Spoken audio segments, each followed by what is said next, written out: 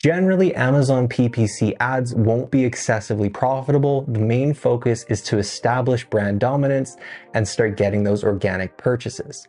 So let's hop into my computer and I'm going to show you exactly how to do this because these are the exact campaigns that I'm currently using for my brand.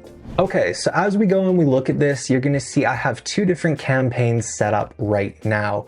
Now, these two different campaigns are going to be split into different categories based on product pricing. So whenever you're doing tests and whenever you're doing actual scaling of the product, you want to make sure that all the products that you're running in these campaigns, because they're going to be general test campaigns, you want to make sure that all the products in these campaigns have similar pricing. So what I generally tell people to do is anything under the price of $50, put in one campaign, anything 50 up to 100, put in another campaign, and anything from like $150 to $250, put in another campaign. This will kind of tier your products from low ticket to medium ticket to high ticket, and it will make sure that all the data and the actual budget sharing will be done properly by the Amazon algorithm. So let's go ahead and look at this. So you'll see I have two campaigns. Both are low bid campaigns. So we're doing very low bids of 40 cents. These campaigns that I'm showing you are for lower ticket products. So if you're doing higher or mid ticket products, just adjust the cost per click by a little bit. Maybe mid ticket do like 50 or 60 cents, and then high ticket maybe like 85 to 95 cents. So when we go and look at this, you can see active today, just with these two campaigns, we've spent $54, and you can see we have a ROAS of 1.93.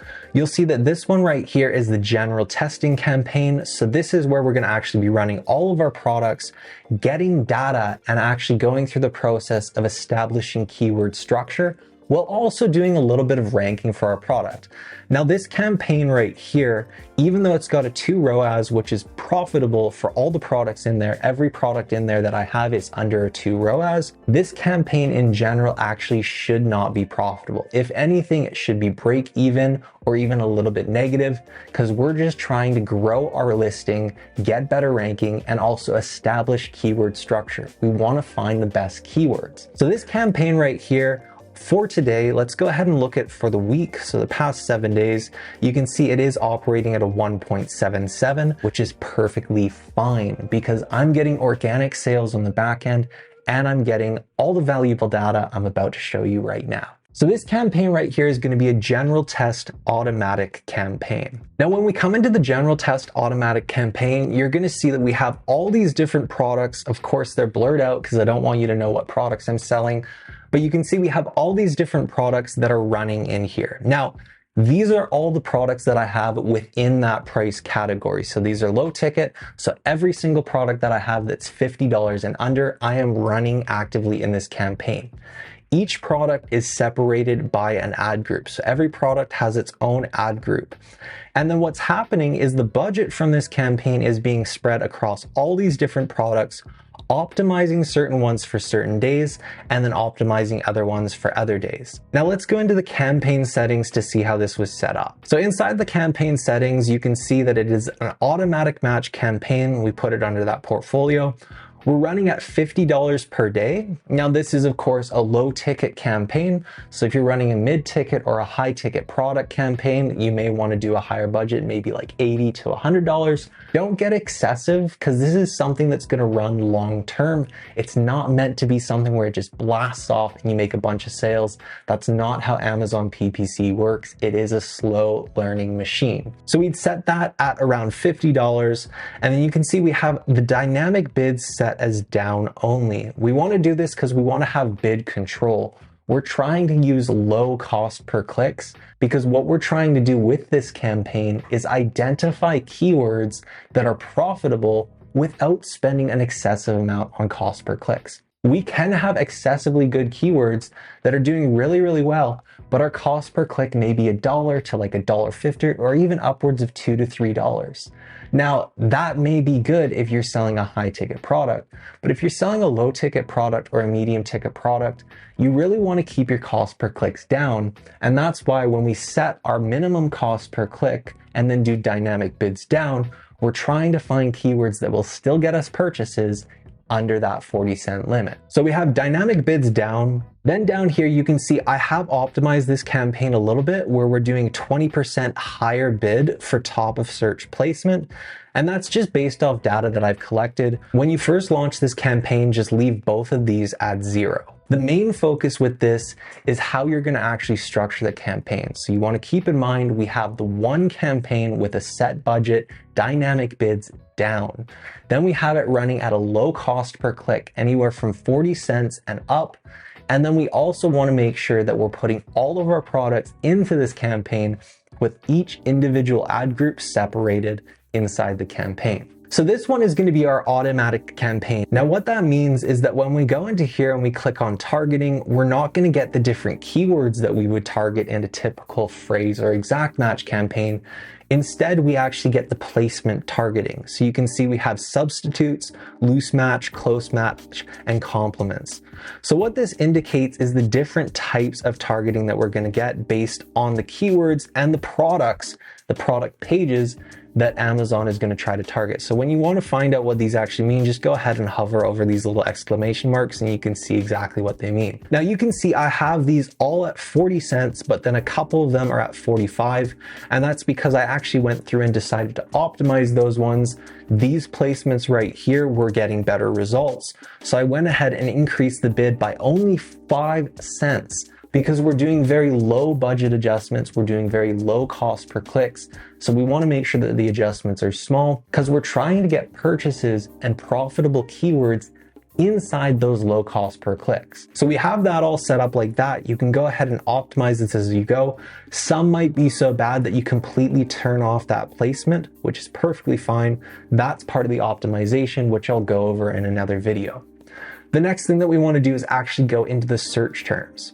Now, when we get into the search terms, I'm going to block out all of these, unfortunately, because I can't have you guys finding out what products I'm selling. It just creates a lot of headaches.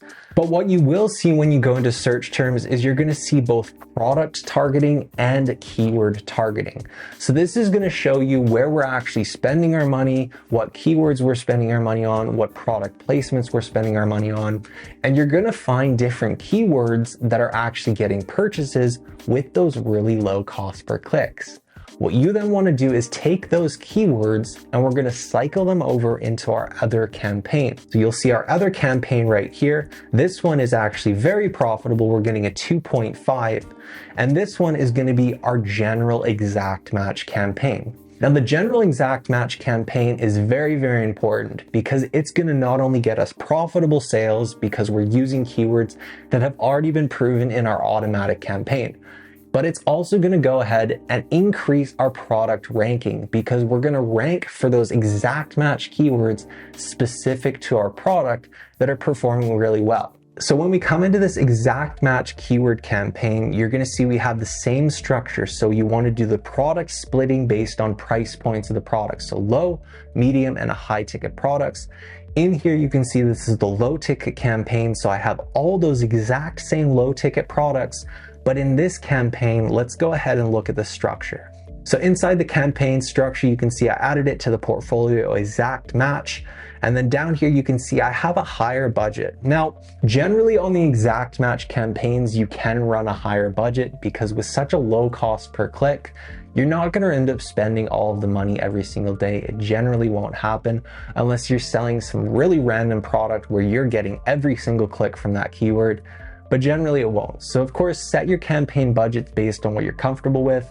$50, $100, $200, it's really up to you. But I would say definitely start off with $50 bare minimum. When we go and we look at this, you're gonna see for the campaign bid strategy, again, we're doing dynamic bids down only because we're wanting to still identify those keywords that are actually gonna get purchases with those low cost per clicks. Even though all the keywords that we have in this exact match campaign are cycled from our automatic match campaign, just because it was working over in automatic match doesn't mean it's going to work the best in exact match. So when we put them into the exact match campaign, we still need to send it through the verification process, make sure we're getting clicks, make sure we're getting purchases at those low cost per clicks. And as you saw what I did When I noticed certain keywords were getting good amounts of purchases, I increased the max cost per click by about 5 cents, and I'm going to continue to do that until I probably get to about 60, maybe even 70 cents, and then I'll probably cap out, because generally for lower ticket products, I don't really want cost per clicks anywhere close to around $1. That's just a little bit too much for my liking. But again, like I said, I'll go over this in another video where we actually dive deep into the ad optimization. So when we scroll down here, you can see again, I have top of search optimized at a 20% higher bid. This is based off the data that I've collected. You of course would start with 0 here and 0 there, and then just make the adjustments as you get more data and kind of see what's working best. Now, one thing that's very, very important to keep in mind when you're running these campaigns is that they take time. You may notice you're going to go negative, you may even break even. For the first 2 weeks, 1 month, it's very, very possible. These are campaigns that you're going to be running for the lifetime of that product. So don't worry, don't stress out. Just let them run and you'll see they'll slowly optimize, and always take into consideration the back-end sales that you're getting on your products organically. And the way that you can measure how you're actually performing, because ads are going to help you rank, look at your product bestseller ranking. And if that bestseller ranking is staying consistent or gradually getting lower, that means that your ads are doing their job and they're ranking your product better, meaning you're going to get even more organic sales. So I hope this really helped you out with Amazon PPC. It's something I'm going to do another video on where I go into actually optimizing the ads. So make sure you subscribe to the channel for when that video is posted, and I hope you all have a great day.